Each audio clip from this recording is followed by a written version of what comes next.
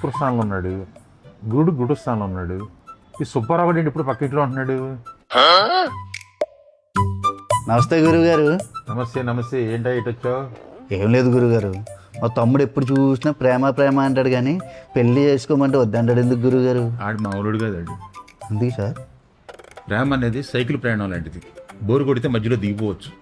పెళ్ళి అన్నది పడవ ప్రయాణం లాంటిది. మధ్యలో దిగితే మునిగిపోతాడు. అందుకే పెళ్ళొద్దు అంటున్నాడు. ఆడి తెలియకలరా. నమస్తే గురుగారు. నమస్తే నమస్తే. ఏంటి నాయన ఇటు వచ్చావు?